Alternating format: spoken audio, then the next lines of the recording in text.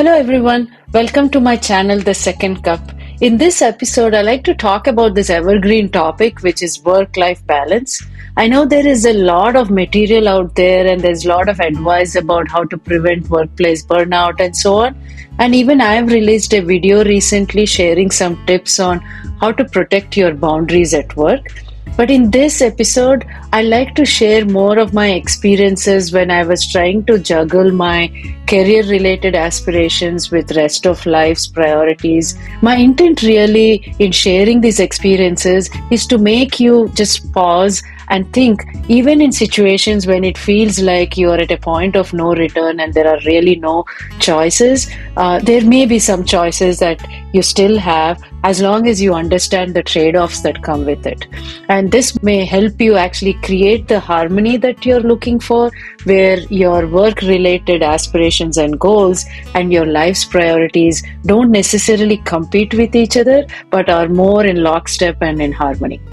To those new to my channel, my name is Vasantha Gullapalli. I've been in the tech industry for nearly 30 years, and along the way I've also raised two wonderful boys and also taken care of other life's priorities, whether it is taking care of parents or exploring my interests and passions outside the corporate world. And in this video, I like to share with you some of my takeaways now that I have the benefit of the hindsight.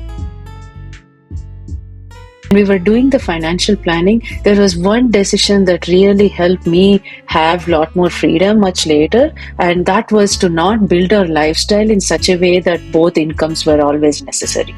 I know this may not be appealing to many people out there, but I want you to just pause and think about what is the cost and benefit of that lifestyle that you're building. For us, my husband and I being very conservative, this choice and this decision gave us a lot more peace, and I also reaped the benefit of it with the freedom that I could exercise much later. Also, at this time, I was working in a company called Sapient, which was in the services industry, and it was fast-paced environment. I was also doing very well, and I was in that company for many years prior to that, 7-8 years. So I felt like I knew my coworkers, I had a good relationship with my manager and so on. So I thought I was well prepared. But it's only after our first son was born, I started paying attention to what it meant to continue to thrive in this environment. It needed me to be very flexible with my travel, and also generally the work was a lot more unpredictable in terms of hours because it was a client-facing role. So this is when I realized that this was not the place I could continue while I'm raising a small child at home without enough support at home. So I made a decision to move out of Sapient and move into a much more traditional, slightly slower paced company like Dow Jones. So my first takeaway is to be more realistic and honest about your situation. So if you're choosing to be in a fast-paced work environment and grow very fast, you should be ready to make the trade-off that you may not have a lot more flexibility with your personal time outside work. But if that flexibility outside work is important, you may have to choose a slower work environment. So those are the trade-offs that you need to be aware of, because after all, you cannot have your cake and eat it too. Now that I was at Dow Jones, my work hours were a lot more predictable, but our days were very well planned. Between my husband and I, we had everything from daycare pickup and drop off, meal preps, backup childcare. Everything was planned out, and any single change in a week, be it a work deadline that needed one of us to work late, or if one of us was sick, it was throw us off, and we had to somehow scramble and get back on track. This continued for a few years. I was also building a good reputation at work, so I was being chosen for all the strategic projects. And another reality is anything that is really strategically important for your company and has executive backing comes with its own pressures along with rewards. This was the time when I started feeling like I wanted to spend more time with the kids. It was also the time when we could actually, afford more nanny coverage, whether it was during weekends when we were working or when I was traveling, but I really did not want to do that.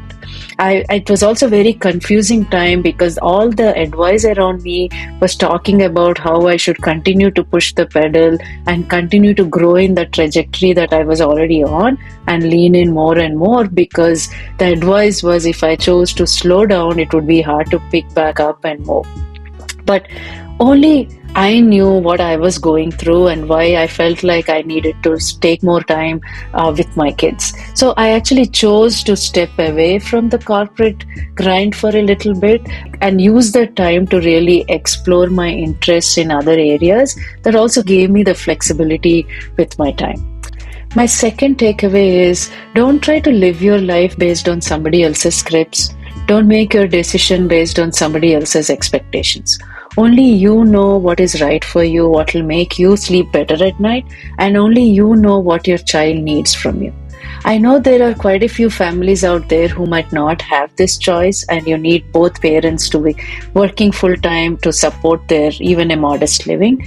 But there are also many others who have a choice. So I'll suggest please recognize that you have a choice, take a pause, and understand the trade offs that you're making. If you're in a fast paced work environment, you will not have the flexibility that you're perhaps craving at home.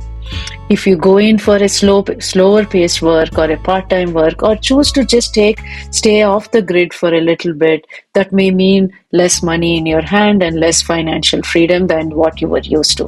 Understand the trade offs and be aware of them. Life has many seasons, and just like that, once my kids were a little older and more independent, I chose to go back to work, and this time I went back to Amazon. It was a fast paced environment and it also demanded a lot from me. But this was a trade off that I was willing to make in that phase in my life, and I knew what I was getting into. I still tried to protect my evenings with the kids, which meant I had to pick back up and work a few hours after their bedtime at night, leaving almost no time for my own hobbies and interests. But that was the trade off that I was willing to make in that phase in my life. So, my third takeaway for you really is that nothing in life is really permanent. Even if you choose to slow down like I did, there will be a time later again. If you choose to, you can press back the pedal on your career front. Some people ask me if I think that me slowing down before my Amazon days really costed me my career growth. And I don't think that way, because I don't think you can measure your life in a single dimension like that. It's both your life's priorities and career ambitions that together make a well-balanced life. I hope this was useful for you and you have something to ponder and think about while designing your own life. My three takeaways: first one is to be real and realistic about your situation and expectations. The second is don't live your life based on somebody else's script. And third is remember nothing in life is permanent. And for those who are just starting out and thinking about marriage or kids, please take time to plan your finances and lifestyle so you don't become a slave to your job and you actually build a portfolio in such a way that you can have the freedom later in life if you choose to use it. And for those who are in the middle of this grind and juggling every single day, I hear you and you're not alone. Please take time to consider the choices that you may already have along with the trade-offs that come with it. I have written in a lot more detail about this in my newsletter.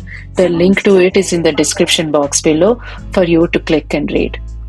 If you think somebody in your network would benefit from listening to this, please consider sharing. Thank you for watching. Thank you for subscribing if you've already done. And until next time, stay well.